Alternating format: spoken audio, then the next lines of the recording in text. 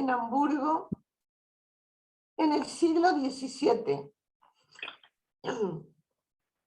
Partimos de 1492, cuando por decreto de los reyes Fernando e Isabel, los judíos de Castilla, Aragón y los dominios reales tuvieron que elegir entre convertirse al catolicismo o irse de España.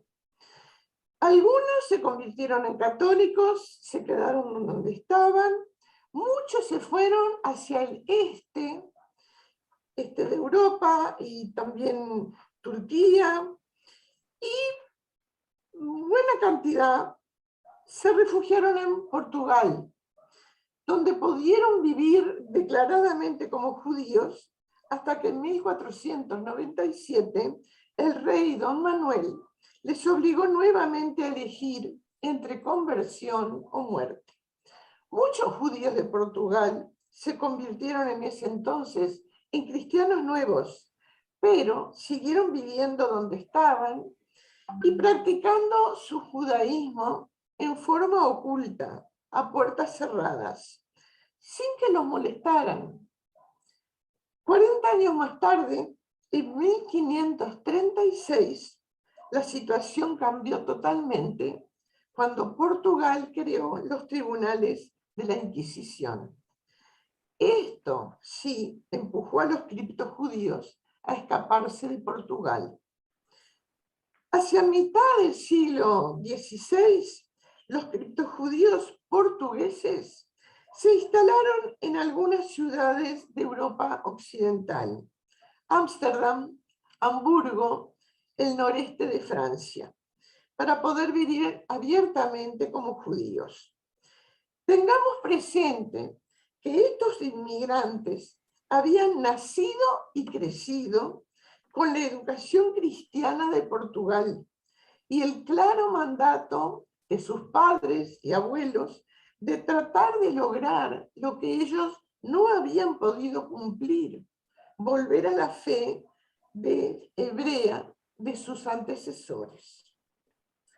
La generación de judíos que habían estudiado en su juventud las fuentes hebreas murió en España y Portugal sin poder dejar escrito testimonio alguno de las fuentes hebreas.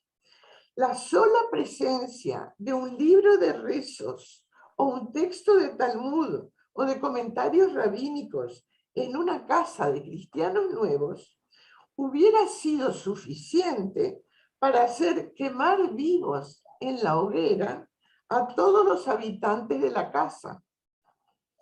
A los descendientes de estos nuevos cristianos, la Inquisición les impidió practicar el judaísmo y no pudieron acceder a ningún texto de ley hebrea. A mediados del siglo XVI, fueron estos los criptojudíos que volvieron a la fe que sus ancestros habían practicado 2 o 3 generaciones atrás. Tenían una identidad judía precaria, en conflicto con la educación católica, que tampoco sentían suya. Algunos de esos descendientes de conversos se integraron a la comunidad de judíos portugueses en Hamburgo, en Ámsterdam. Otros se convirtieron en cristianos protestantes, luteranos o calvinistas, y también hubo quienes permanecieron al margen, como judíos sin sinagoga, que se negaban a rezar, se negaban a poner una mezuzá en la puerta de sus casas, tampoco aceptaban la autoridad de los rabinos, ni el estudio de la ley hebrea. Los episodios más dramáticos en estos librepensadores son los de Uriel da Costa, nació en Portugal, murió en Ámsterdam, y Baruch Spinoza, que nació y vivió y murió en Holanda. En ese entonces, las comunidades judías sefarditas establecidas declararon a ellos dos herejes. les dieron el jerem, excomunión. Expulsados de la comunidad, no les permitieron siquiera ser enterrados en cementerio judío. Miren, es algo muy interesante. Piensen que Uriel da Costa y Baruch Spinoza hubieran vivido ahora, en este siglo XXI. ¿Estarían dando clases en todas las universidades? ¿Los aceptaríamos como judíos laicos? Y los tendríamos acá, nos tendríamos acá también en este simposio posiblemente. Son las épocas. Hamburgo era una ciudad imperial libre, es decir, autónoma, formalmente bajo dominio del emperador desde 1189. Después, más tarde, se integraría a la Liga Hanseática. Los registros de la comunidad sefaradí de Hamburgo que se han encontrado son del periodo 1652 a 1682. 30 años. Las actas que pude consultar dejan ver que los judíos sefaraditas de Hamburgo no se casaban con judíos ashkenazim, a los que llamaban tedescos. Tampoco con los judíos de Polonia y Lituania, a los que llamaban polacos.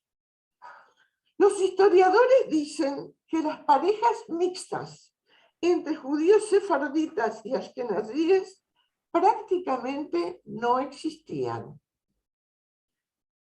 Los judíos sefarditas, llamados portugueses, llegaron a Hamburgo hacia finales del siglo XVI. En 1612, pagando una cifra importante, consiguieron permiso expreso del Senado para vivir en Hamburgo. Hamburgo era regida por un Senado. Una de las primeras cosas que hicieron estos judíos sefarditas fue comprar terrenos para un cementerio judío en Altona, en ese entonces perteneciente al reino de Dinamarca, a 15 kilómetros de Hamburgo. Altona pasó a ser ciudad independiente en 1664 y desde 1937 Altona es parte de Hamburgo. A ese cementerio, es muy interesante, ustedes saben que la escritura de compraventa está ahí en los registros, la escritura de compraventa del cementerio. Bueno, en 1600, estaba diciendo, a este cementerio se agregaron más terrenos, se convirtió en un gran cementerio judío de la zona que tenía 3 secciones. Una sección era de los sefaraditas de Hamburgo, otro de los ashkenazim de Hamburgo, y una tercera sección hay judíos de otras ciudades de Alemania, porque no en todos lados había cementerio para los judíos. El cementerio existe, aún hoy se puede ver, y se distinguen las tumbas, porque los judíos ashkenazim tienen matzeibot verticales, mientras que los judíos sefaradim, siguiendo la costumbre de la España ibérica, son matzeibot horizontales. Sí. El cementerio fue usado hasta 1869, en que una ley prohibió enterrar dentro de las ciudades y todos los cementerios pasaron fuera del área urbana. El permiso de residencia para los judíos sefarditas fue muy amplio. Les autorizaba a ejercer comercio mayorista, comercio internacional, la banca y los oficios. Una rolla, una lista de ese tiempo, enumera en la comunidad sefaradita 125 adultos, además de niños y sirvientes. Había entre ellos barberos y expertos en el arte de curar, poetas, rabinos, maestros, comerciantes. Al principio no se les permitió la práctica pública de su religión, pero sí pudieron tener un lugar de estudio y culto, un Talmud Torá en una casa particular, que fue la de Elija Aboab Cardoso. El emperador Ferdinando II de Habsburgo, que era católico, llamó a esta habitación sinagoga y se quejó al Senado de la ciudad.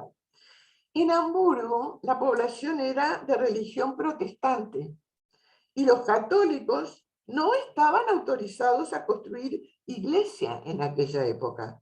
¿Por qué acordar a los derechos? ¿Por qué los judíos podían tener una sinagoga?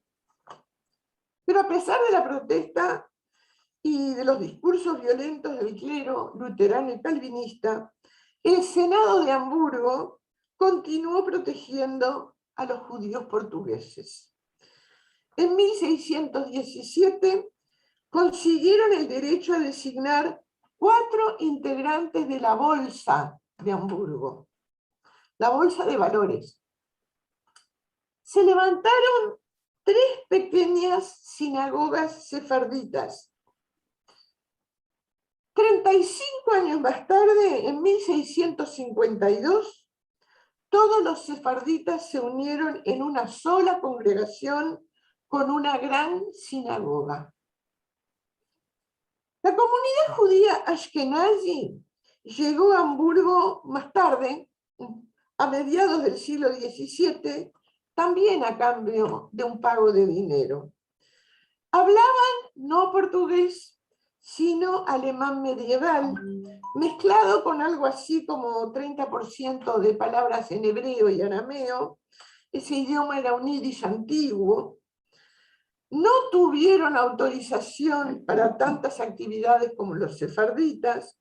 Los ashkenazíes recibieron permiso para comprar y vender mercaderías usadas y para ser prestamistas. Pudieron mantener su sinagoga y establecer yeshivá, una academia de estudios de Talmud. Junto a los libros de historia, encontramos un libro testimonial de la comunidad judía de Hamburgo en los fines del siglo XVII y comienzos del siglo XVIII. Es este: Las memorias de Glückel de Hamelin. El primer libro en idioma yiddish escrito por una mujer.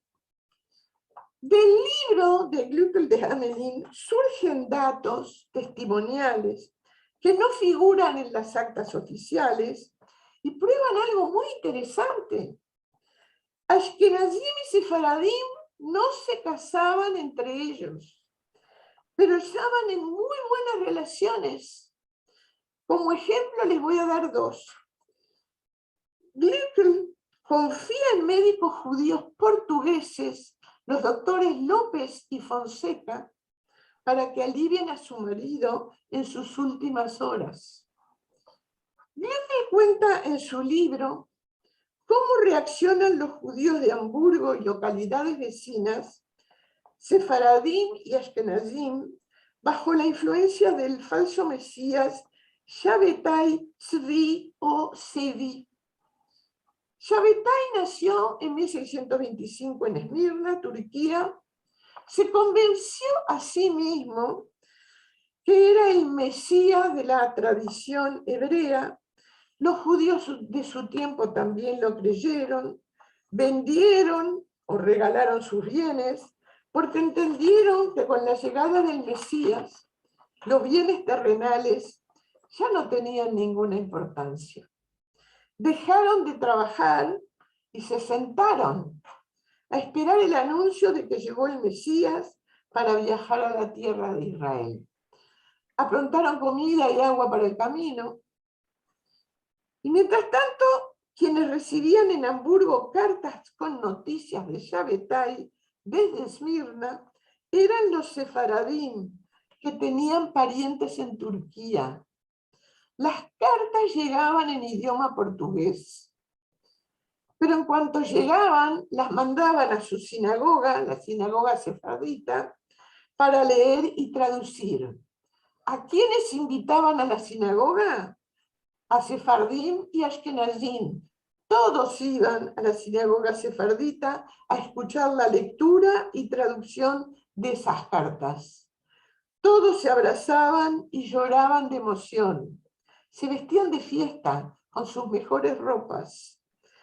Eso fue alrededor de un año aproximadamente, de 1665 a 1666, hasta que llegaron las noticias de que Shabbatai se había convertido al Islam, se casó con una bella mujer y quedó viviendo bajo la protección del sultán turco por un tiempo. Después se tuvo que ir. Las cartas seguían llegando desde Turquía a los sefardín de Hamburgo, contando la misma desesperación de todos los que habían creído en el falso Mesías. Perdón, Esther, estamos llegando al final, ya hemos llegado al final. ¿Puedes sintetizar? Sí, me queda una frase. Para terminar con la comunidad de Hamburgo judía, en la Segunda Guerra Mundial, todos los judíos de Hamburgo, bueno, terminaron.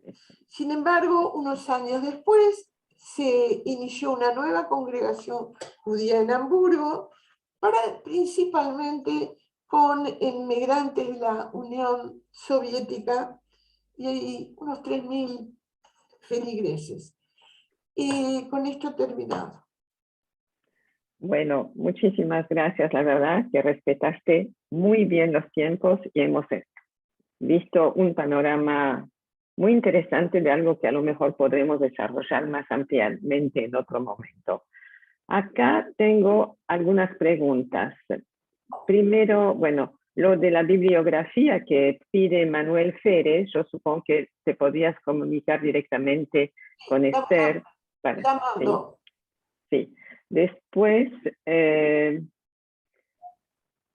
Mario, ¿puedes ampliar más detalles sobre el primer libro en yiddish escrito por una mujer? Bueno, es muy interesante. Esta pregunta tiene que estar hecha por un hombre, ¿no es cierto? Sí, claro, es el primer libro en yiddish. Ella lo escribió como legado a sus hijos. Un diario. Un diario, sí, son las memorias. Y escribe a sus hijos para que sepan de qué familia provienen. Es un libro que se mantuvo en el entorno familiar. Ella hizo 2 copias manuscritas, una para un hijo, una para un nieto, y ahí ella cuenta la historia casera, los sucesos que sucedieron entre el fin del siglo XVII y comienzos del siglo XVIII.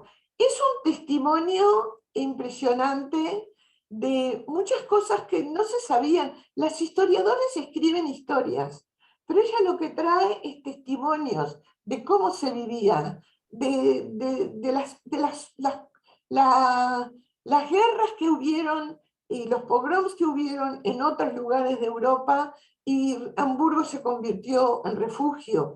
Ella cuenta lo que pasó cuando vino una peste a la ciudad.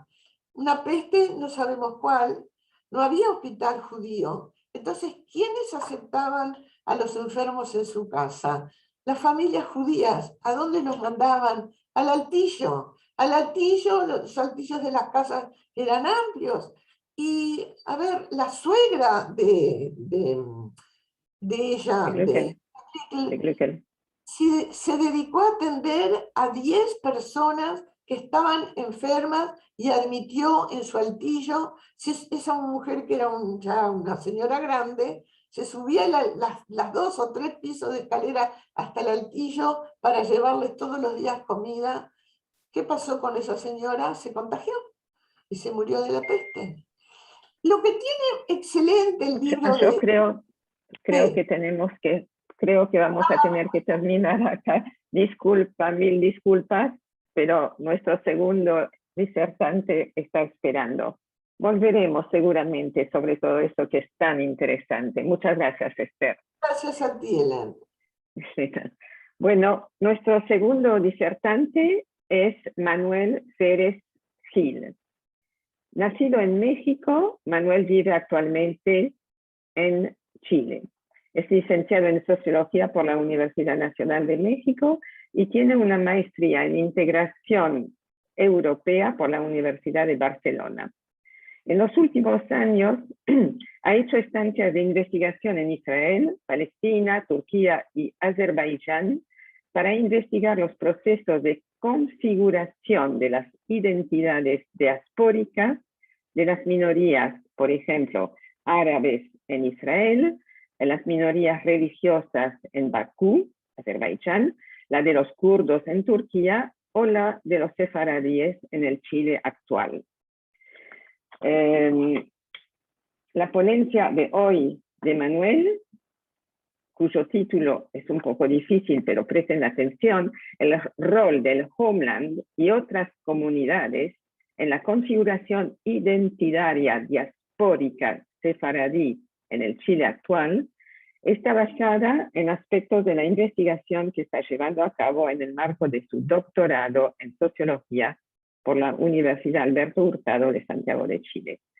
Te doy la palabra, estimado Manuel, te escuchamos. Hola, Helen, muchas gracias. Ilan, Graciela, Mario, todos los que me invitaron, muchas gracias por la oportunidad. Bueno, yo voy a presentar a manera todavía exploratoria lo que yo hago en mi investigación de doctorado, como decía muy bien Helen, entonces no es una cosa concluida, y sí, tiene un título aburrido, como todas las tesis de investigación tienen título aburrido, pero voy a hacer una presentación para hacerlo menos aburrido, ¿ok?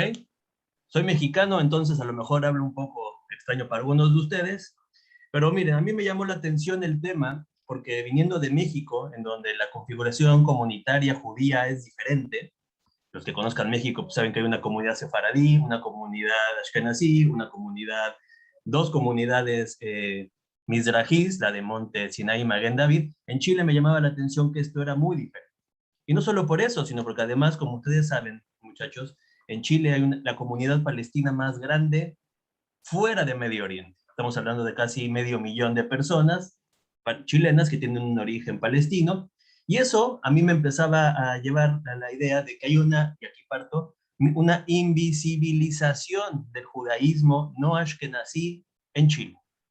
O sea, hay un dominio ashkenazí, la comunidad judía chilena es predominantemente ashkenazí, y la comunidad sefaradí se ha ido agrupando de manera interesante esta parte de la historia, y para esto yo me enfoco en el estudio de dos grupos.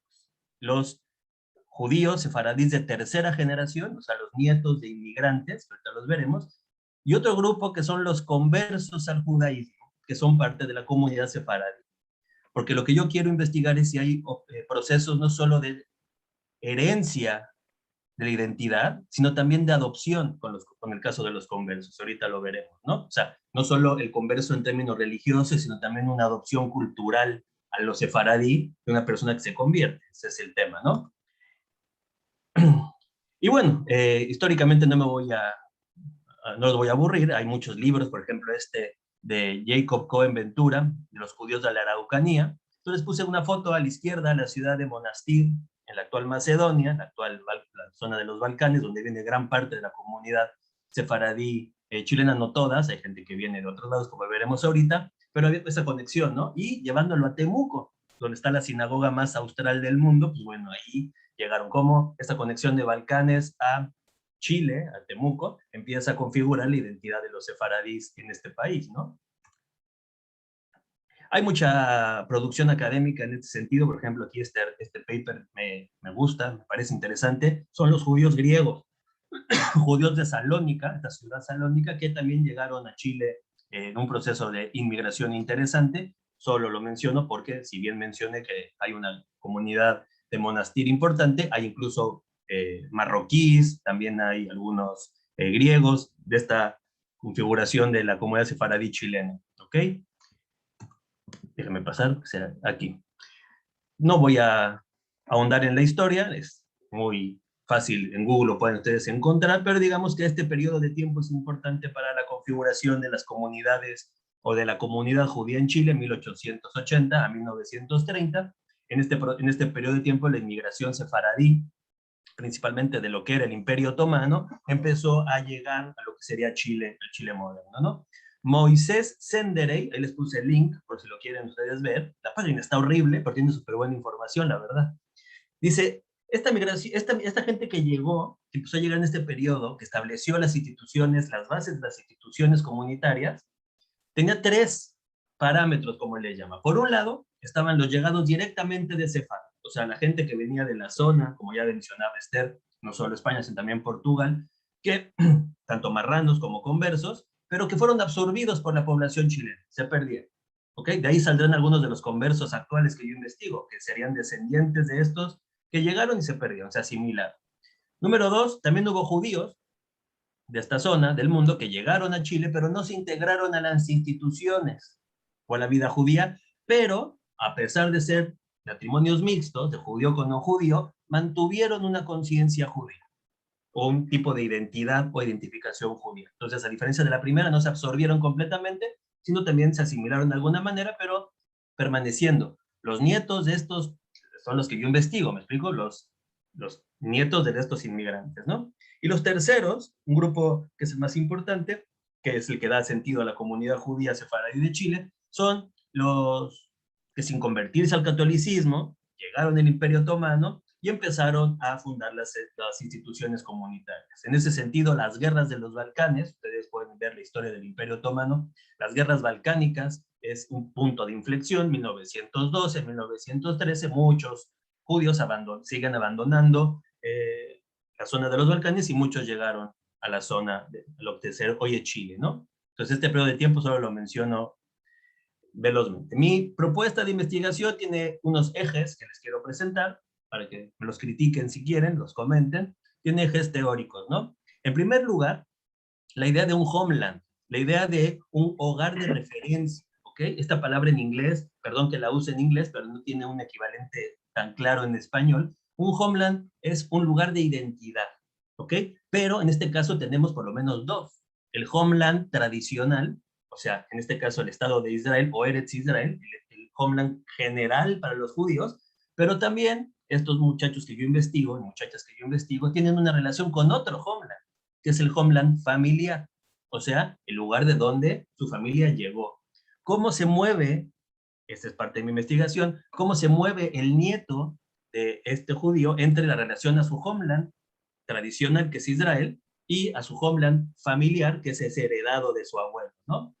Hay una corriente académica muy interesante, que ustedes seguro conocen, que es los estudios de diáspora, que empiezan a complejizar la relación homeland-diáspora y la intentan desromantizar. Es más pragmática, es más vivible, ¿ok? Las comunidades judías, no solo la sefaradí, cualquier comunidad judía del mundo, establece complejos y particulares procesos de identificación con sus homeland, como ya lo expliqué. ¿Cómo se desenvuelve en el caso chileno? Pues bueno, muchachos, muy fácil, son chilenos. Viven en un ambiente sociocultural chileno, ¿ok? Por eso la comunidad, la identidad sefaradí tiene que también ser vista desde la chilenidad. ¿Por qué? Porque esa identidad judía sefaradí, si bien está influida por sus homeland, pues se desarrolla en un ambiente cultural chileno, ¿no? Como en México, como en Argentina, etcétera, etcétera. Por lo tanto, hay que tomar en cuenta los particularismos culturales y políticos de las comunidades judías, ¿ok? El segundo eje es este. Hay distintas formas en la modernidad de entender conceptos como diáspora, como homeland, como identidad judía, como qué es ser sefaradí, como qué es ser mizrahi, ashkenazí. Esta complejidad y nuevas formas de entenderlas no están fijas, porque generan nuevas concepciones del concepto diáspora, por ejemplo. ¿Los judíos están en diáspora? ¿Son comunidades diaspóricas necesariamente? Bueno, la modernidad dice a veces sí y a veces no. Hay procesos diversos por los cuales los judíos experimentan y definen sus propias identidades que nos dan como resultado esto, que es la reconfiguración de los sefaradí y los mizrahi en ambientes culturales diversos. Por eso para mí como mexicano residente en Chile, la forma de la reconfiguración identitaria sefaradí era muy diferente a la forma mexicana, ¿ok? Como algunos de ustedes seguro saben. Distintas formas de entender estos conceptos. ¿Okay? Esto me lo voy a saltar un poquito, pero ustedes son especialistas en este tema. Yo no soy especialista en los sefaradí, pero ustedes saben que hay un renacimiento y hay interés recuperado por los sefaradí, esta nostalgia por los sefaradí, que está en la recuperación del ladino, como súper bien este congreso lo muestra, ¿no? Este redescubrimiento de la historia e identidad, como lo que acabamos de escuchar de la comunidad sefaradí de Hamburgo, pues es una forma de recuperar el pasado sefaradí en la modernidad en un ambiente argentino, por lo demás, porque creo que Esther es argentina, ¿no?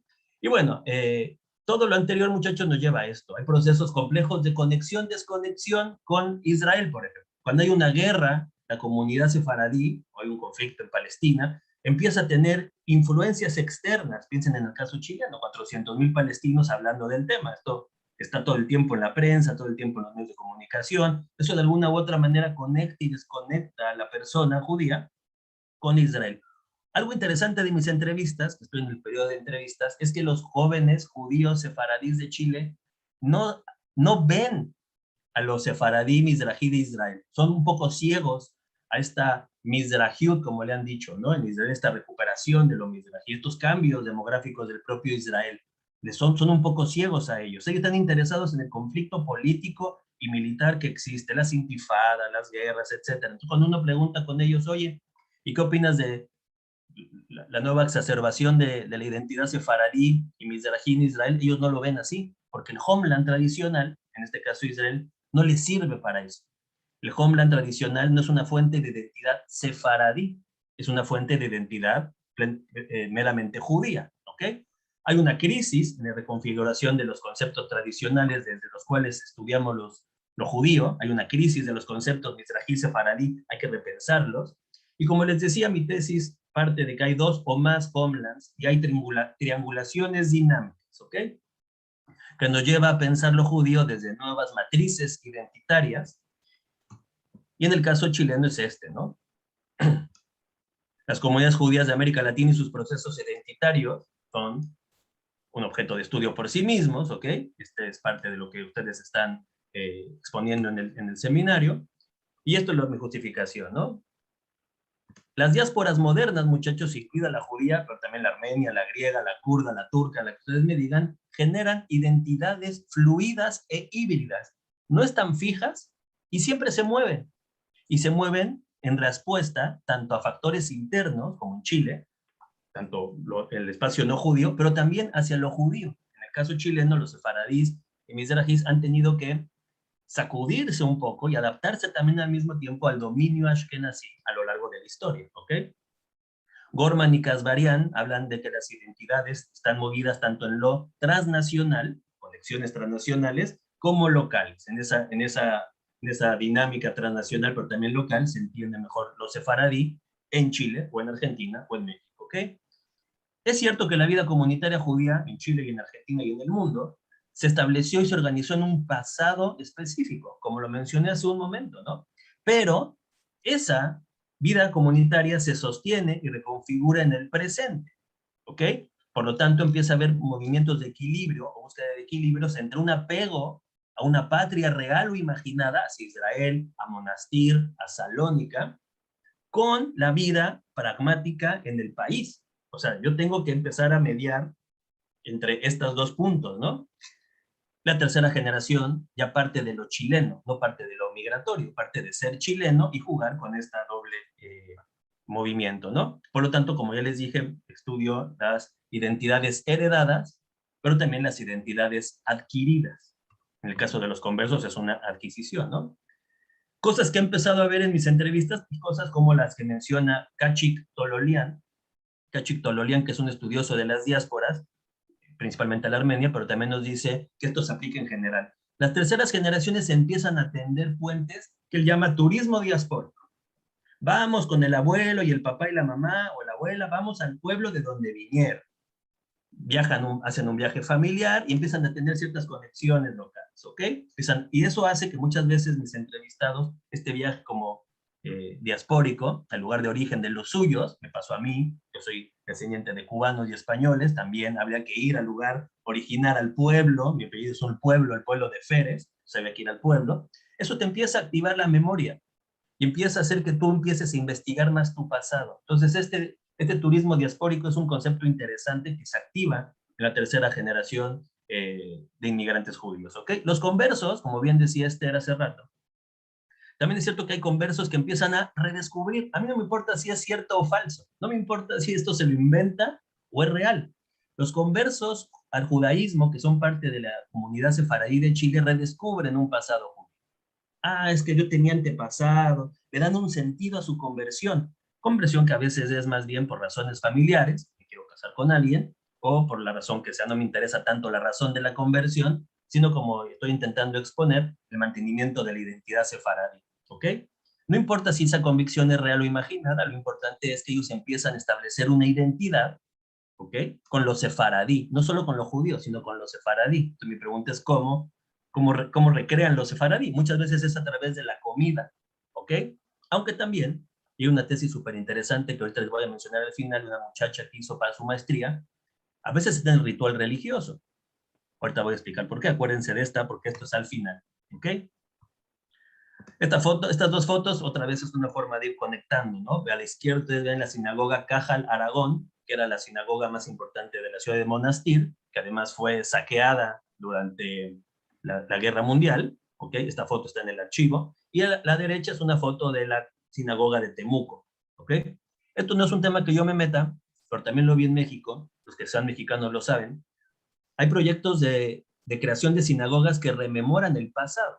Los que sean mexicanos, vayan a las sinagogas estas que están en el centro de la Ciudad de México, que hay dos, la árabe y la ashkenazí. La ashkenazí es una réplica perfecta de una sinagoga lituana.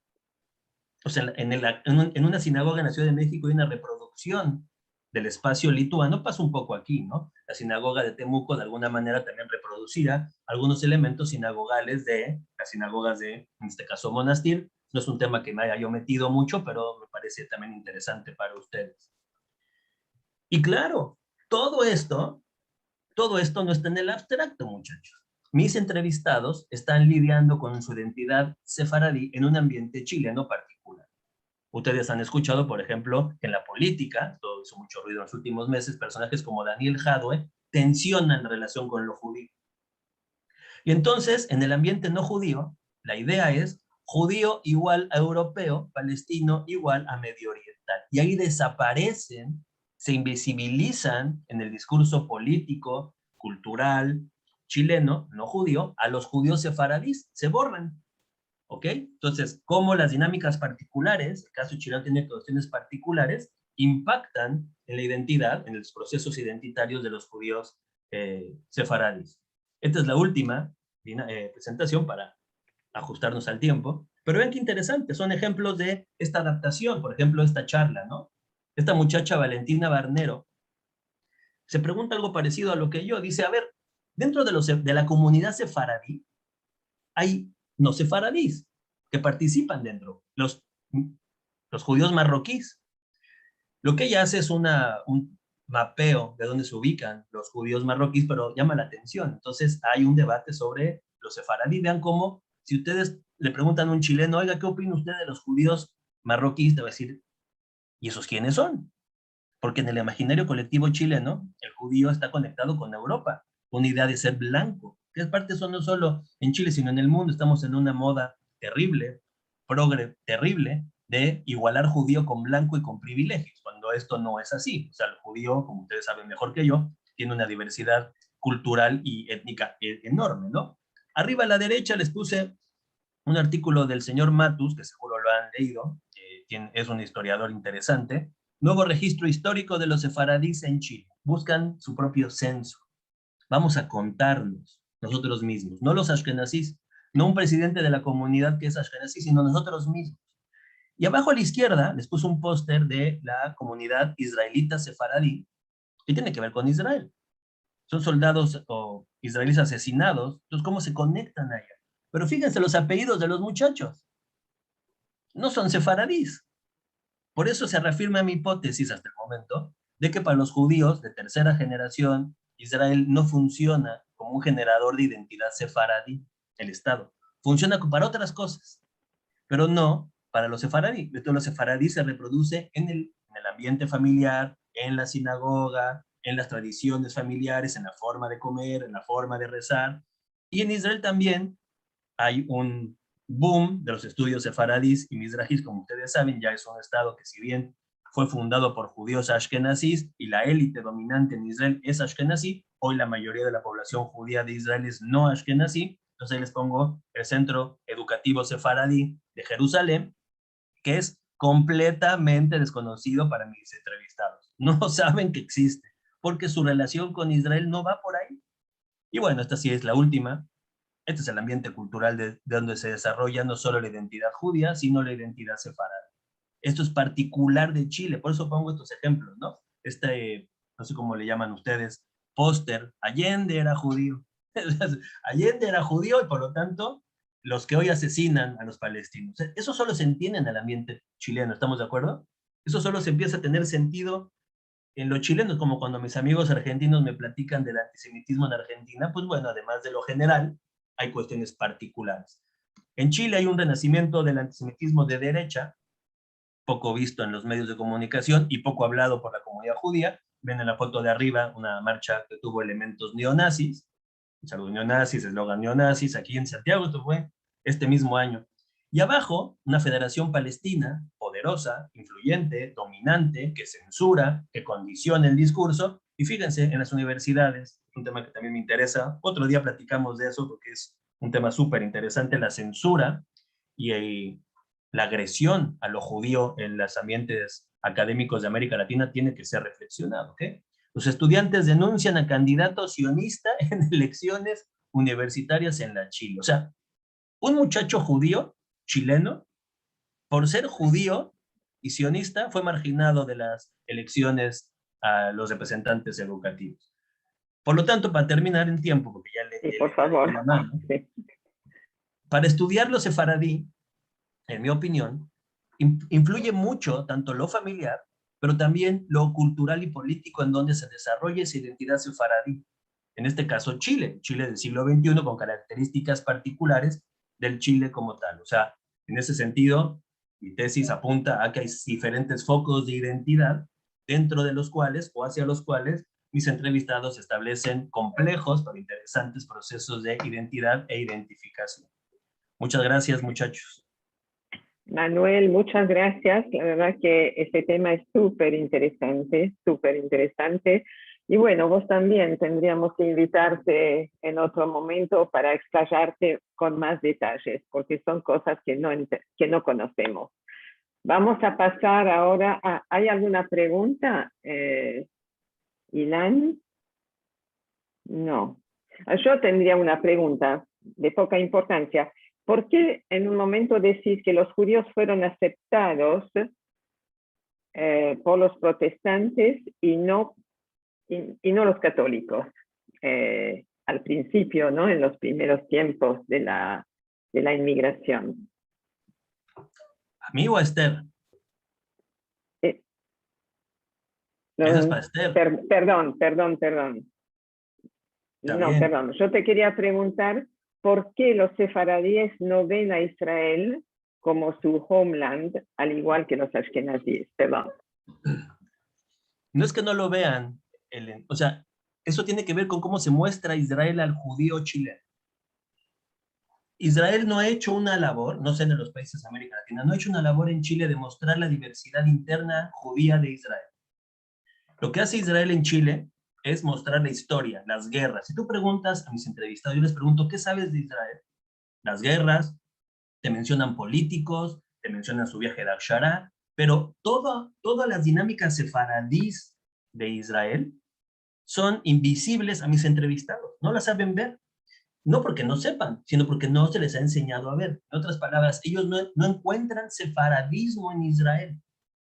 Lo encuentran en su familia, lo encuentran en su historia familiar, en estos viajes, que es un fenómeno muy interesante. Todos mis entrevistados, Helen, todos, que son muchos muchachos, ¿no? Casi la tercera generación son gente de 20, 30 años, pone su viaje con sus abuelos o su familia al lugar como un evento que detonó su sefaradismo. ¿Me explico? Para ellos. Entonces empiezan a comprar libros, empiezan a estudiar la historia de la ciudad. Es súper interesante, pero no es que Israel es que no funciona para eso. Para mis entrevistados, Israel funciona como el homeland judío, general. No le funciona para identidad sefaradí, no saben de cantantes sefaradís o mizrahís en Israel, saben muy poco de la historia de los sefaradís y mizrahís en Israel, o sea, porque no lo saben ver así, porque Israel no se muestra de esa manera acá en Chile. Muchas gracias por esta respuesta y creo que me da pie para la próxima ponencia, que es del doctor Efraim Davidi. Podemos tener, sí, buenos días, Efraim, un gusto presentarte. Tu trabajo también es súper interesante y poco conocido, por lo menos para mí. Efraim es argentino de nacimiento, es docente e investigador en las universidades Ben Gurión y Tel Aviv. Recuerda cómo la llegada a Israel en los años 1950-60 de cientos de miles de judíos árabes provocó un profundo cambio en la sociedad israelí. Denominados al principio sefaradíes, estos judíos pasaron a ser categorizados como comunidad egipcia, marroquí, iraquí, etc.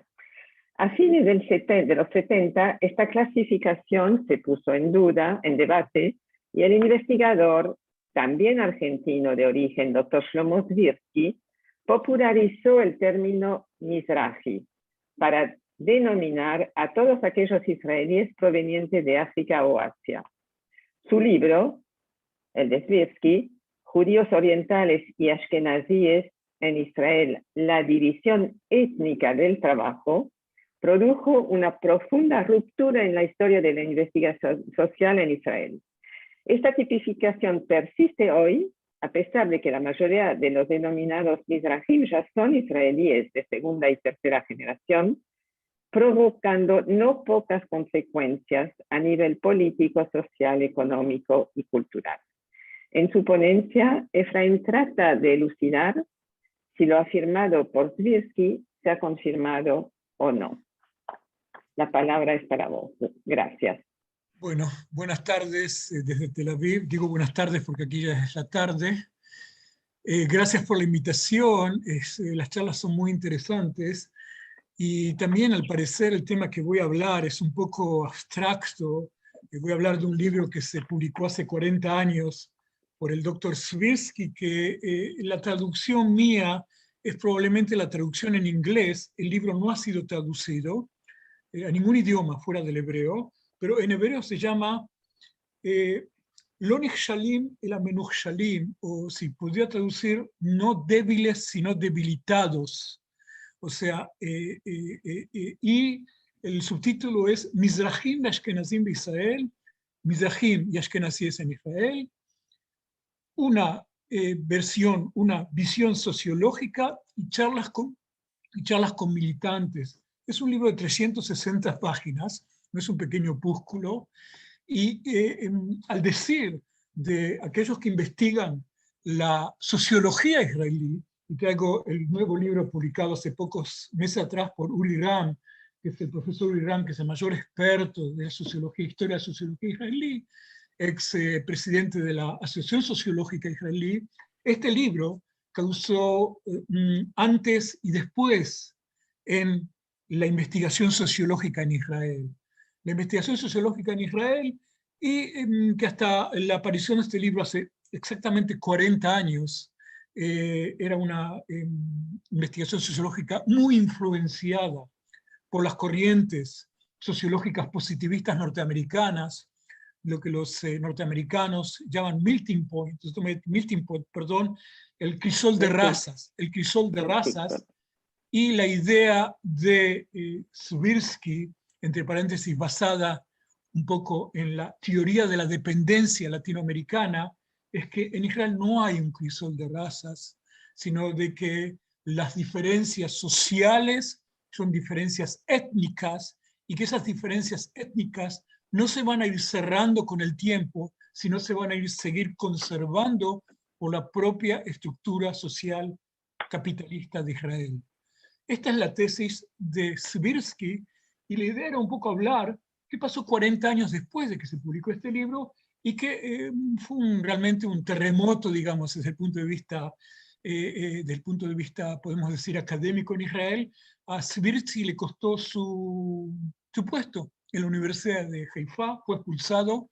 Yo en ese momento estudiaba en la Universidad de Haifa, no sociología, sino historia del Medio Oriente, y me acuerdo que los estudiantes nos embarcamos en una lucha para lograr de que no lo echen a Svirsky por este libro, pero fue echado y en realidad nunca más volvió, fue admitido en los ámbitos académicos de Israel, pero así con todo, a pesar de que había estado tantos años fuera de los ámbitos académicos, es uno de los sociólogos que más influenció la investigación sociológica en Israel.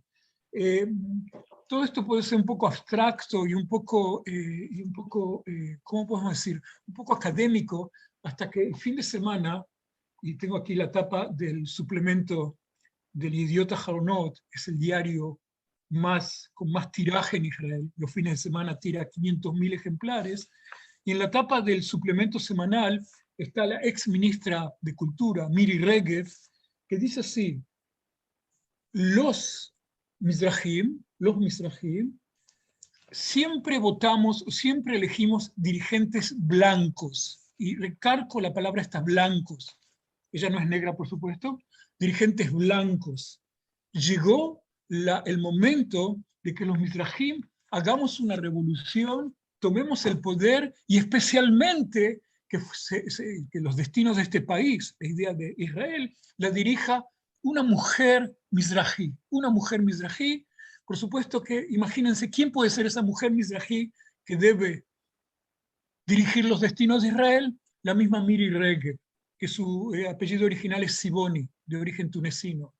Ahora, lo interesante del caso de Miri Regev es que aparecer en la tapa del diario más importante de Israel, en el fin de semana, que es el momento de más tiraje de los diarios en Israel, diciendo que la raza blanca hegemonizó Israel durante todo el tiempo y hay que hacer una revolución. Ella dice de los negros, nosotros somos como los negros en Estados Unidos.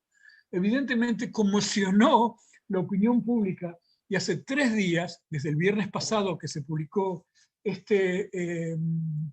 entrevista, una entrevista muy larga de 4 páginas, tamaño grande, está el debate sobre lo que en Israel se llama Asher Adati, o se llama el demonio comunitario.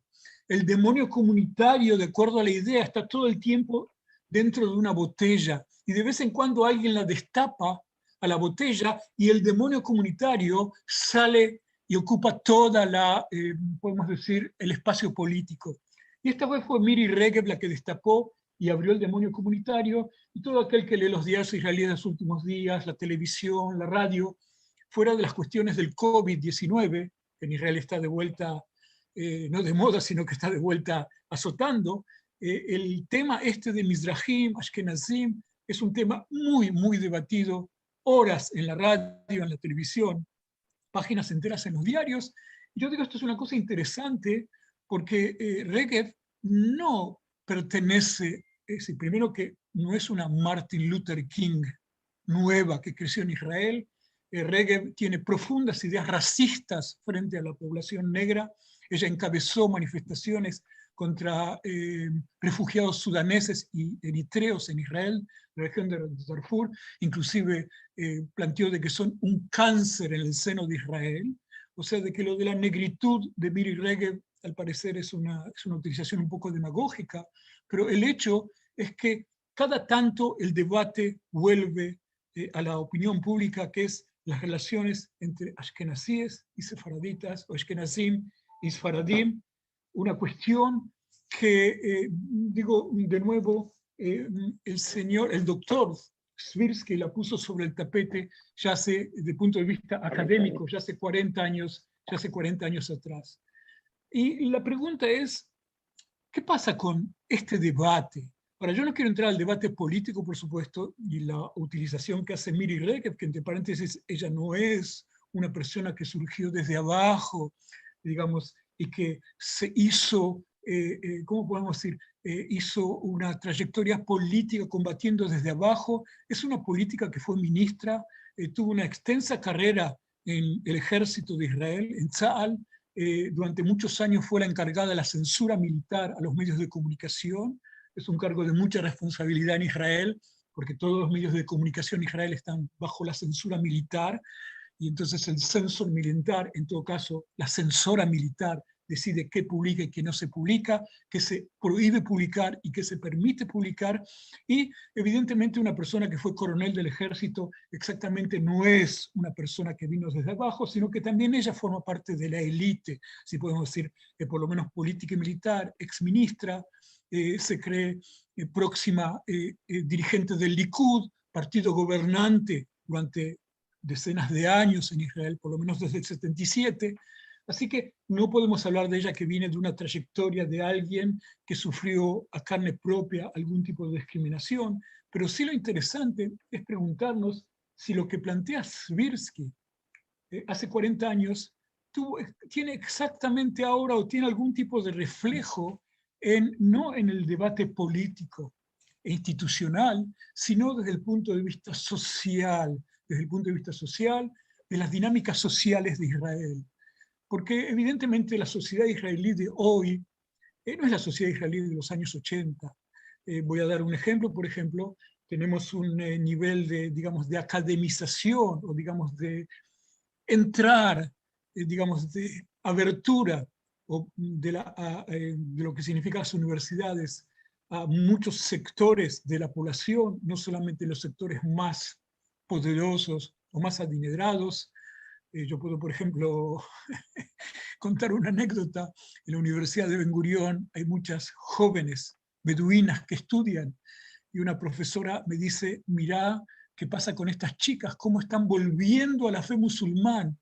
Son mis alumnas. Yo le dije, no están volviendo a su fe musulmán. Son sectores que nunca antes estaban estudiando en la universidad y que están llegando ahora a la universidad.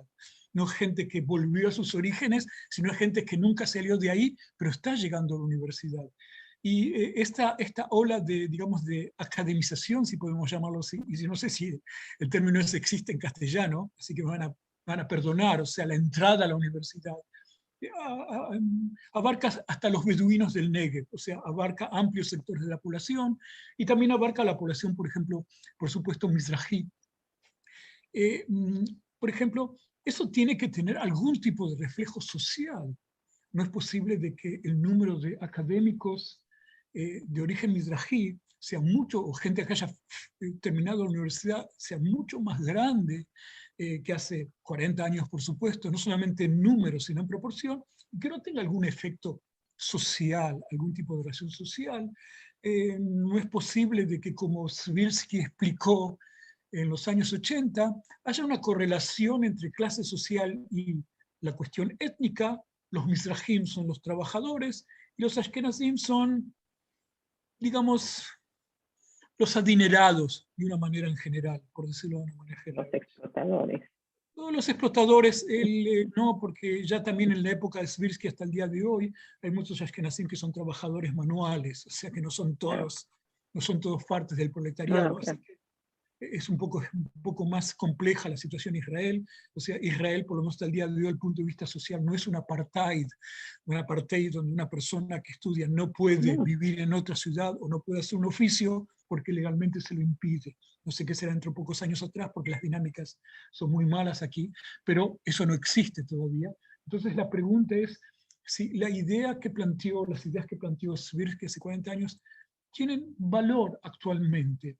Ahora, también la sociedad en general, Israel no es la misma que en los años 80, Israel está muy integrada hoy en el mercado capitalista, en la globalización, el nivel de vida ha crecido mucho más que en los años 80, es decir, en general, y la situación evidentemente económica y social no es exactamente la misma.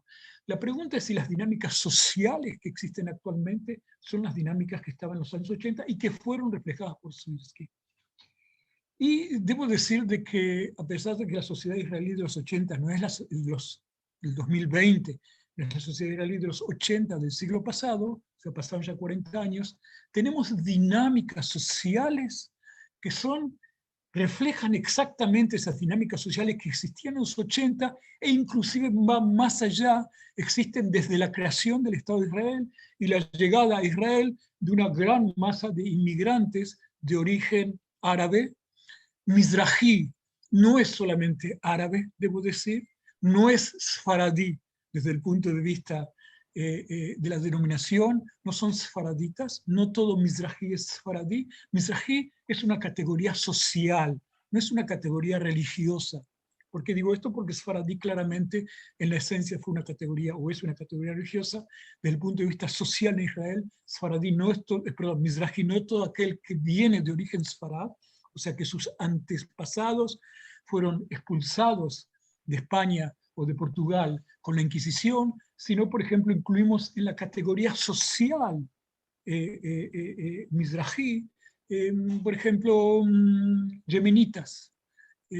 Como deben saber, la población judía yemenita no es de origen sfaradí, y aparte del punto de vista del ritual, no tienen el ritual sfaradí. Judíos de origen etíope, son desde el punto de vista de su categoría social en Israel mizrahim, pero por supuesto que no son sfaradim, tienen otro tipo de prácticas religiosas, mucho que antecedieron esa división entre Ashkenazim y Sfaradim. Judíos de origen de Georgia, no Georgia, sino Georgia en la ex Unión Soviética, están asimilados a la categorización mizrahi, a pesar de que de vuelta, desde el punto de vista del rito, no son ni Sfaradim, ni Ashkenazim, ni yemenitas, etcétera, etcétera. Es una categoría social local, israelí, que yo no creo que se pueda aplicar a otros países del mundo donde hayan poblaciones judías de las mismas características. Entonces, esta categoría mizrahi, ¿qué significa hoy en Israel? Y digo esto porque hasta hace pocos años atrás, en Israel, los censos nacionales, los censos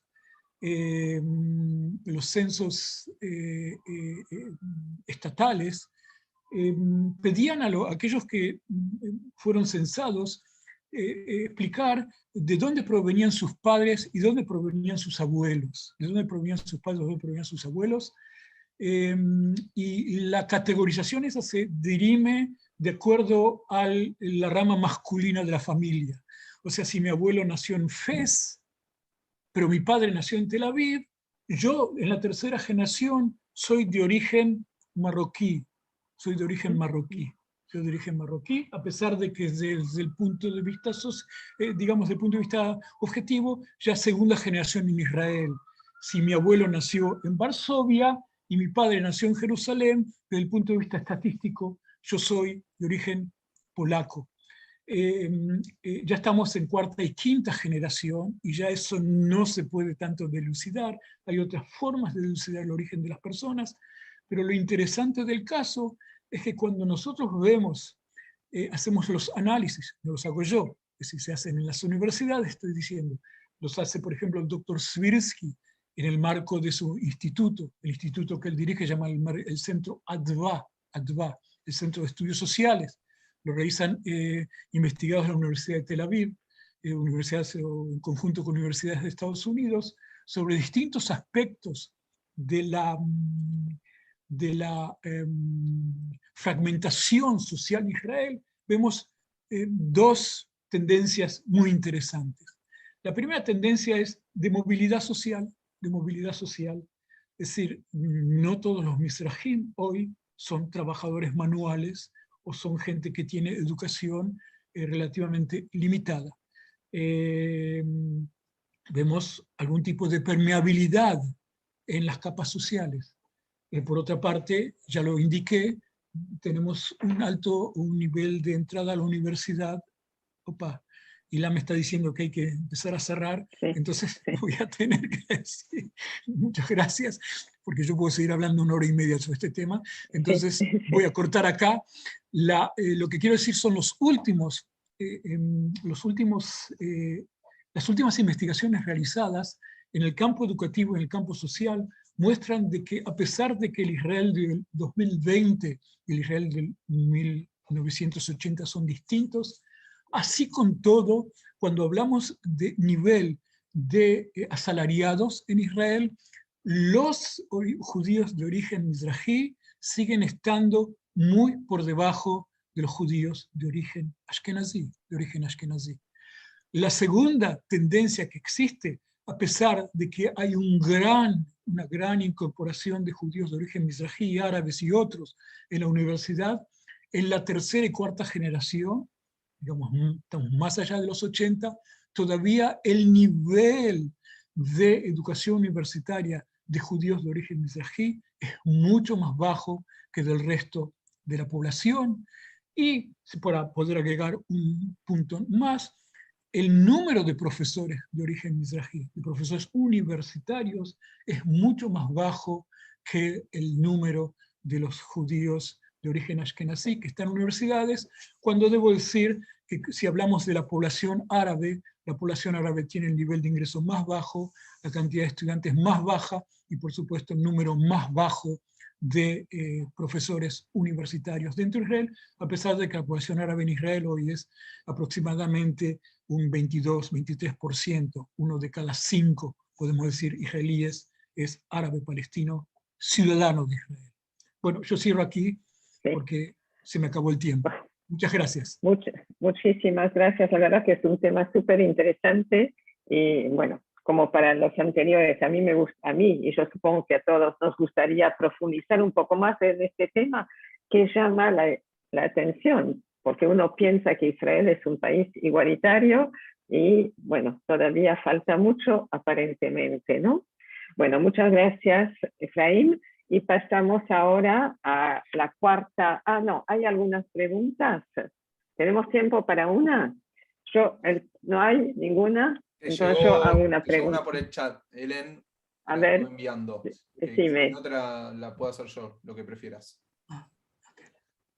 La pregunta es breve y me parece que está buena para poder cerrar de forma concisa lo que estuvo hablando un poco Efraín. Y pregunta si hoy en día hay una representación de los sefaradim en grandes rasgos dentro de la Knesset. Sí, por supuesto que hay una representación de sefaradim y de mizrahim en la Knesset. Debo decir que en forma paradójica, el Likud al que pertenece la señora Regev, la diputada Regev, nunca tuvo un dirigente de origen mizrahi, pero el Partido Laborista, que fue el que creó en última instancia toda esta discriminación social en Israel, ya tuvo 3 dirigentes laboristas, Gabay, Pérez, y me olvido del tercero, y sí, por supuesto, evidentemente digamos, el peso de la población árabe y de la población mizrahi en número de diputados y de mujeres no es proporcional a su peso en la población, pero claro, por supuesto que hay diputados de origen mizrahi, diputados de origen árabe y por supuesto mujeres en la Knesset.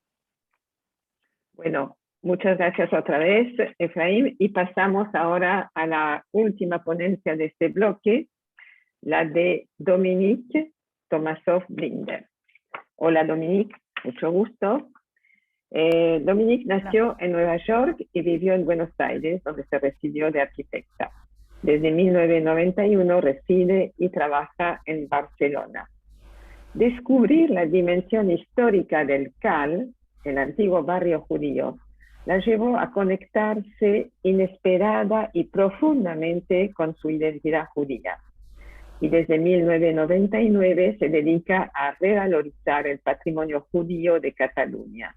Ha creado, entre otros proyectos, el Tours Culturales Urbanos, que le permite conectar el pasado judío de la ciudad con el presente y así lograr un real diálogo intercultural. En su ponencia que trata del cementerio judío del Montjuïc, en uso desde el siglo IX hasta el XIV, Dominique explica cómo se logró obtener el reconocimiento de este campo santo como bien cultural de interés nacional. Dominique, debo decir que presentar este tema es para mí una emoción muy particular, porque cuando en el año 1992 mi marido y yo decidimos hacer nuestro propio peregrinaje en España sobre las huellas de los judíos expulsados, fue una amarga decepción cuando, estando con toda seguridad muy cerca del cementerio del Montjuïc, nadie supo decirnos dónde estaba ni de qué se trataba. Así que tu ponencia seguramente me va a ilustrar sobre lo que no pude hacer hace, no sé, 30 años. Te damos la palabra. Muchas gracias. Muchas gracias, Hélène y CITICSEF, por esta oportunidad. Buenas tardes desde Barcelona. Vamos a compartir. Y sigue siendo el caso, esa decepción que encontraste cuando viniste a Barcelona en el 91, sigue pasando en 90 localidades de España porque no saben aún dónde estaba el cementerio, no se difunde. Voy a compartir con vosotros parte de mi trabajo, cuya línea es básicamente ser activista por el patrimonio. Soy arquitecta, he investigado, pero activo para una dignificación del patrimonio, básicamente para que se tenga en cuenta esa alma de la que hablo en el título, que es el elemento diferenciador de cada cultura que da la base de la creación de un espacio ocupado por los seres humanos, por ejemplo un barrio o un cementerio. Y en un proyecto de recuperación de patrimonio, creo que ese alma tiene que lucir en todo su esplendor y en toda su dimensión, y no puede ser sin la contribución del colectivo judío, que fue quien, en el caso del cementerio, por ejemplo, quien lo creó.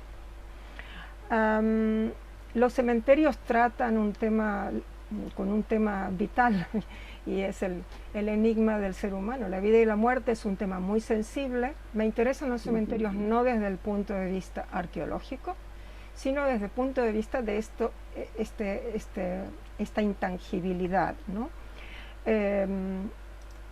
Barcelona está en la costa del Mediterráneo, cerca de la frontera con Francia, y si bien la ciudad está muy extendida, la parte antigua es la que marco aquí, y es donde se desarrolló la vida en la Edad Media, con otros burgos alrededor, y esta zona verde, que es una montaña, se llama Montjuïc, montaña de los judíos, desde el siglo IX, como voy a explicar ahora.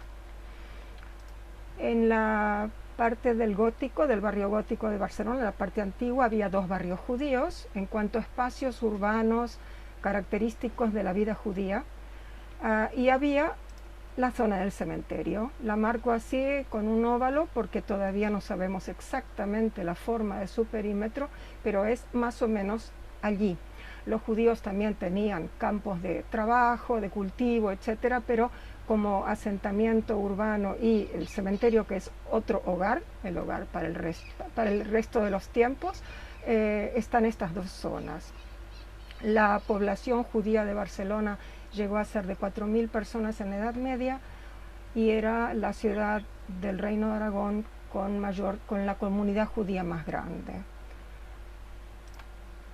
Las noticias primeras que tenemos de la presencia judía, me refiero a documentos, nos remontan al siglo IX, a la mitad del siglo IX, segunda parte del siglo IX, una responsa rabínica con los judíos de Barcelona, una venta de un solar que ya en 878 este pedazo de tierra está en el monte Judeigo, o sea que si ya se llamaba con este título el monte de los judíos, el cementerio, que es lo que le da el nombre, estaría funcionando por lo menos por un par de décadas, es una suposición.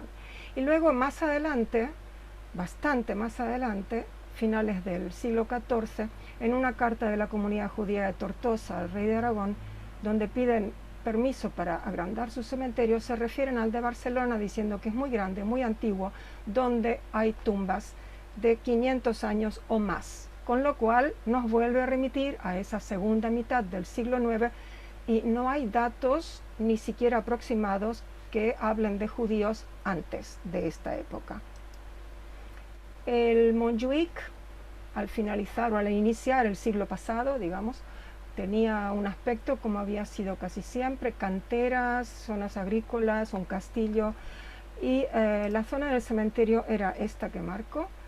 El correr del siglo XX lo convirtió en nuestro parque central, no por la ubicación geográfica dentro de la ciudad, sino por la cantidad de actividades culturales, de deportes, espacios naturales, etcétera, que podemos encontrar, al punto que ya no lo llaman la montaña de Montjuïc, lo llaman el parque de Montjuïc.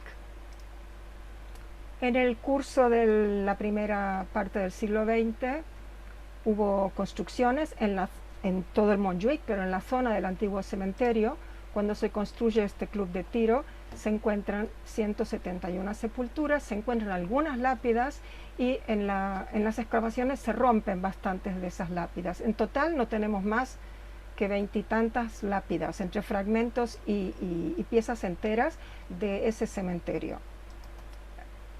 Un poco más adelante, en una zona contigua, se construye un parque de atracciones donde los juegos están exactamente por encima de las sepulturas, o sea, debajo de ese pavimento rojo hay sepulturas. Este parque de atracciones, al caducarle el permiso de operación, se convierte en un hermosísimo parque, pero todavía no se está hablando de que fuera un sitio donde evocar la memoria de la comunidad judía, y mucho más que eso, donde se respetaran a esos entierros que hay, a esas sepulturas que hay bajo tierra. De las estelas funerarias que os dije, 20 y tantas, traigo solo ahora dos ejemplos y un tercero luego. Este fragmento, por más pequeño que es, tiene la fecha, y vemos que es el de los fragmentos datados, es el más antiguo, de mitad del siglo XI. Hay las lápidas que no están ahí. ¿Por qué no están? Porque cuando desapareció la comunidad judía, que se desintegró y se distribuyó por otras tierras, ahora explicaré cuándo, las lápidas fueron vendidas para construcción. Y hay paredes en algunos edificios del centro, este edificio está al lado de la catedral, en donde se pueden ver fragmentos de inscripciones en hebreo. Los edificios que se hicieron con nuestras piedras, no todos están en pie, porque al ser construidos en el 1500, 1600, ya se han reemplazado por otros edificios. Así que también tenemos pocas de estos pedazos de sepulturas. En el año 2001 se hace una excavación programada para urbanizar una plataforma, que es lo que muestra este dibujo de un despacho de arquitectos, para poder hacer un jardín que lo llamarían los jardines del mirador del campo de tiro. Está al lado del club de tiro que mostré recién, y se excava para ver qué profundidad tienen para poder poner los cimientos, para poder tirar las tuberías, etc. Igualmente el título no hace ninguna referencia a que esto tuviera que ver con la historia judía de esta parte de la montaña. Entre estas 500 y pico de sepulturas se encuentra una sola lápida, que corresponde a una mujer, como aquí pone el epitafio está completo, y es del siglo XIII.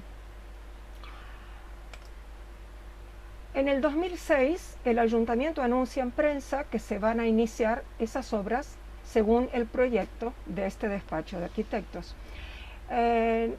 Con un colega de mi comunidad, también arquitecto, organizamos una movida para que las comunidades judías de Barcelona soliciten al gobierno catalán que esa zona se declare como bien cultural de interés nacional, que sería la clasificación patrimonial más alta que contempla la ley de patrimonio catalán, similar a la que se hace a nivel estatal, nacional. La zona que definimos es la zona punteada, basado en hallazgos previos de sepulturas y en la topografía del lugar. Lo hicimos conjuntamente con el director quien sería el director de nuestra investigación, que os explicaré en breve, y con los técnicos del gobierno catalán. El círculo blanco es la zona que está pendiente de actuación. Establecimos un centro de estudios para iniciar una investigación para definir los límites del cementerio sin recurrir a más excavaciones, porque nuestra tradición establece que las tumbas no se deben abrir. Y si vamos a respetar esta parte de la historia como una parte diversa de la identidad social de esta ciudad, deberíamos respetar el criterio judío en cuanto a los cementerios y a las sepulturas. Fueron dos centros de estudios que iniciamos esta investigación, contratando gente que fuera a los archivos. Mientras estábamos investigando, en el año 2009 se otorga la clasificación de bien cultural. No se inician las obras del jardín que estaban previstas y el sitio sigue viéndose como un lugar de nadie, tierra de nadie, pendiente de algún día, espero poder verlo, hacer un jardín de memoria honrando a la comunidad judía que vivió en Barcelona. Ese mismo año 2009 se firma entre el gobierno y la Federación de Comunidades Judías el primer documento, sería la primera vez que se establece que al encontrar un cementerio judío en obras de construcción, hay que comunicarlo a la Federación de Comunidades Judías. Y esto fue parte de nuestro trabajo también. Movimos cielo y tierra para tratar de tener excavaciones en Toledo, en Tárrega, en Lucena, y con toda esta movida hubo las autoridades competentes que no querían hablar con nosotros, tuvieron que buscar una solución. Y la solución es esta, que por lo menos ahora se notifica a la Federación. Desde el Centro de Estudios escribimos un libro al cual invitamos a 4 académicos respetados, entre ellos Yom Tov Assis, de bendita memoria, que murió hace pocos años, a escribir sobre la tradición funeraria, sobre cómo se forjaron diferentes aproximaciones a la misma en Barcelona y en Cataluña, los criterios en los que se basan nuestras tradiciones. Es el único libro sobre la tradición funeraria judía que existe en España. La investigación se basó en referencias arqueológicas. Esta era la zona del parque de atracciones, pero antes de eso hubo una batería militar. Seguramente se encontraron algunos huesos, pero no están bien documentados. Esta es la zona del club de tiro, en donde se encontraron 170 y pico de sepulturas. Aquí fue la campaña planificada de excavación arqueológica en previsión de la urbanización o el paisajismo que se iba a realizar en este sector. Tenemos referencias notariales que excedieron nuestras expectativas. La primera es, todavía recuerdo el día que el documentalista nos dijo que había encontrado este documento, es el documento por el cual el rey de Aragón cede el cementerio judío a una orden de religiosas, y como veréis es de 1394. La comunidad judía de Barcelona no se recupera del ataque que sufre en 1391, cuando se dan una serie de, una ola de ataques a las comunidades judías en toda España. Barcelona no se recupera. Y este documento define con mucha claridad, sin GPS, porque no existía en esa época, los límites en los 4 puntos cardinales de esta tierra, al oriente, occidente, sur y norte. Y pone los nombres de los propietarios. Entonces tendríamos un punto de partida para ver de ahí en adelante a quién se fue vendiendo o quién fue heredando esa tierra y cómo se fue subdividiendo, porque es lo que pasó. En la cantidad de documentos, no sé si 1000 tal vez, no sé, pero fueron 3 archivos notariales, y en la cantidad de documentos que hemos visto traigo simplemente citas de cada siglo para que veáis que en la descripción de las parcelas sigue habiendo referencia al antiguo cementerio judío, al lugar llamado el Camino de los Judíos en el Monte Judaico. En el Monte Judaico, al lado del cementerio antiguo judío, están en latín porque era la lengua de la época para documentos oficiales, y ya en el 1900, incluso en el siglo pasado, en castellano se refiere al lado del cementerio de los judíos. O sea que la memoria en papel no se perdió. Las referencias cartográficas son pocas, pero son muy valiosas. Esta es la más antigua, 1694, en el detalle que os amplío, dice Fosar de los Judíos, en la zona donde nosotros estábamos haciendo la investigación, la zona que sabemos que era la zona general del cementerio. Este es un documento que es una joya, hecho a mano, con los nombres de cada propietario de las parcelas. He pintado diferentes elementos que se repiten como topónimos en los documentos, a más de los nombres de los propietarios. Se habla de un solar, una parcela que toca con el torrente de los Naranjos, el número 6, la Fontrovada, la Vista Alegre, la Torreforta, son 1, 2 y 3, aquí en la lista son edificaciones, lugares de recreo donde había agua brotando como de manantial, digamos. No existen actualmente, pero las referencias en los documentos nos permiten ir ligando la descripción de las parcelas para poder definir los límites del cementerio. Esto es lo que buscábamos. Este camino amarillo es el que actualmente sube al castillo. Esta es la zona estudiada, porque más allá no era el cementerio.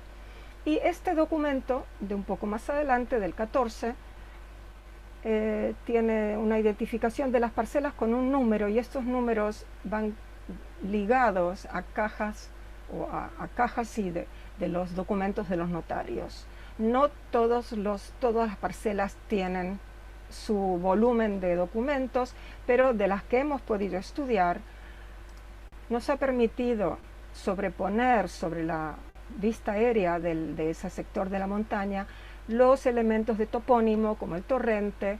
Por ejemplo, la parcela 174 en su descripción nombran que al sur, que sería esta línea roja, los puntos calientes lo llaman en arqueología, y al este, tenemos una Rosa de los Vientos abajo, toca con el cementerio judío, con lo cual esta parcela tiene que haber sido del cementerio judío.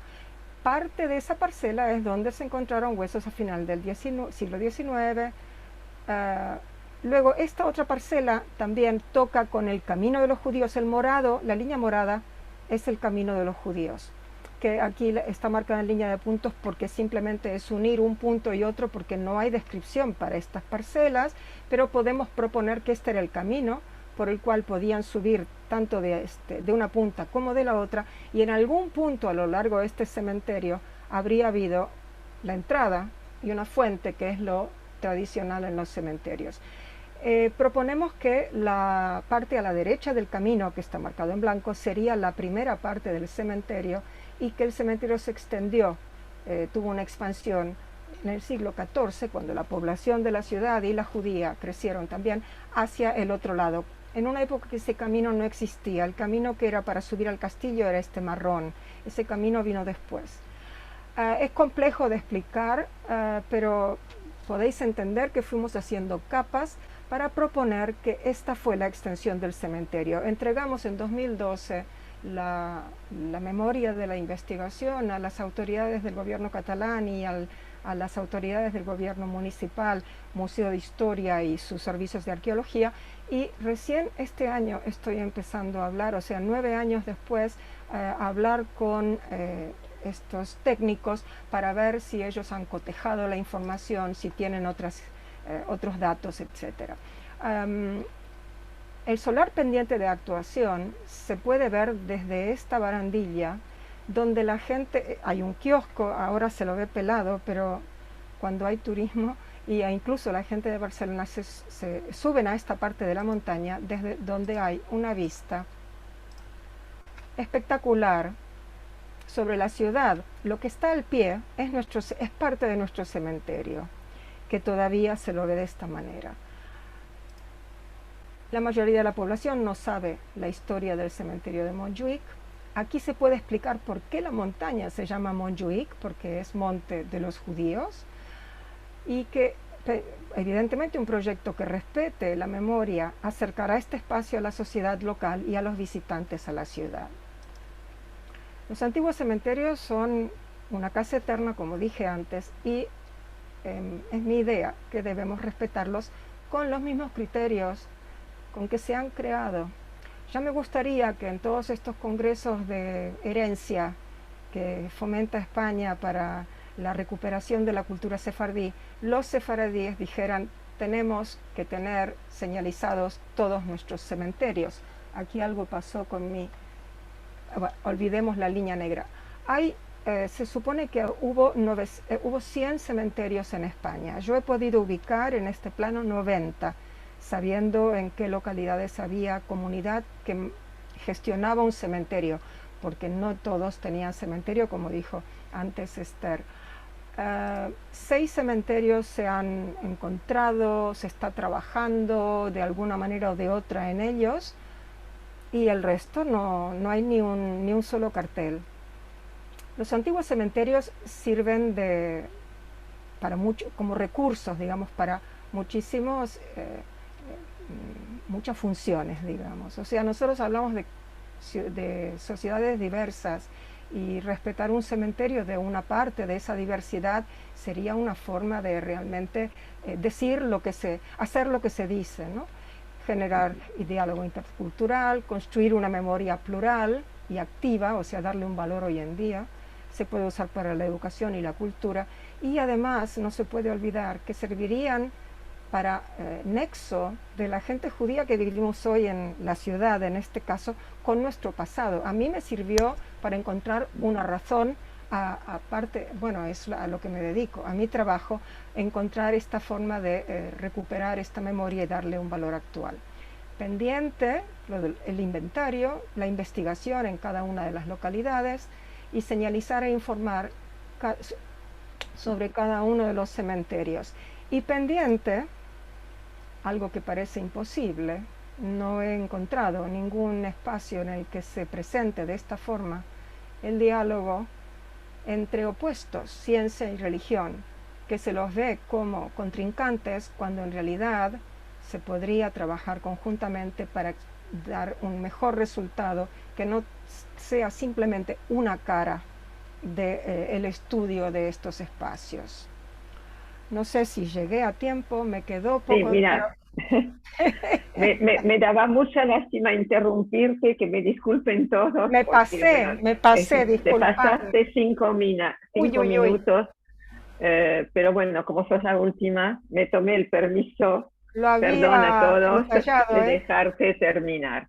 Muchas gracias, súper interesante. Bueno, a mí en particular es un tema que siempre me ha fascinado, el pasado judío en España, así que espero que podamos seguir haciendo este tipo de charlas, descubrimientos. Y bueno, y hemos terminado la primera parte de nuestro simposio.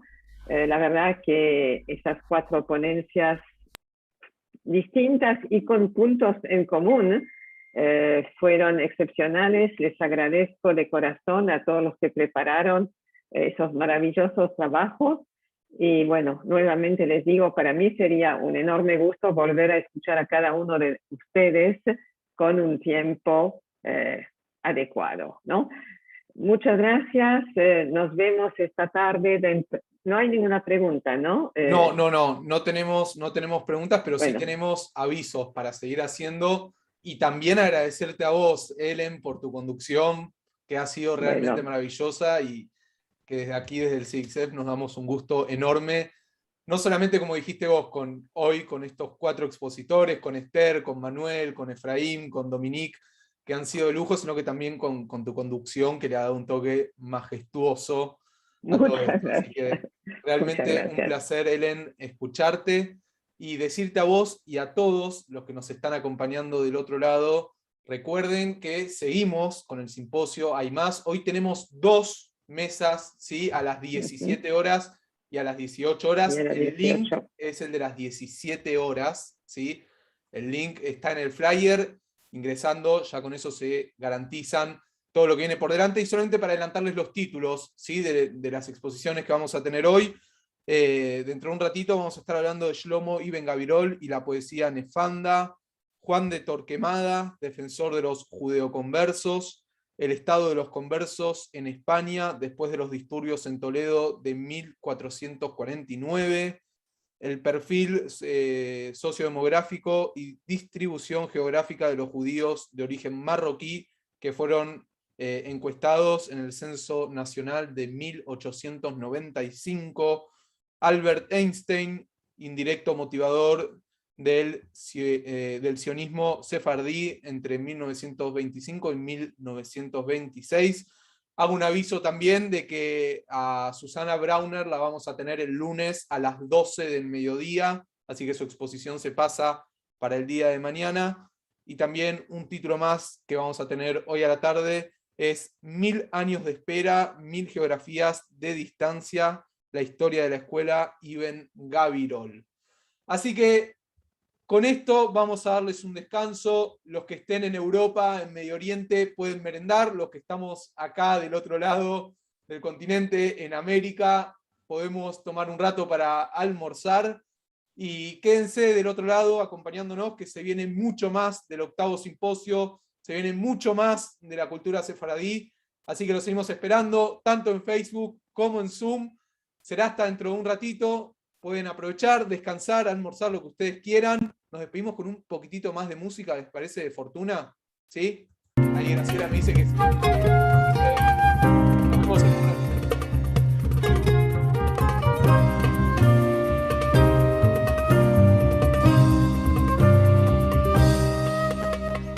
Por la tu puerta yo pasé, te vi dejar sentada.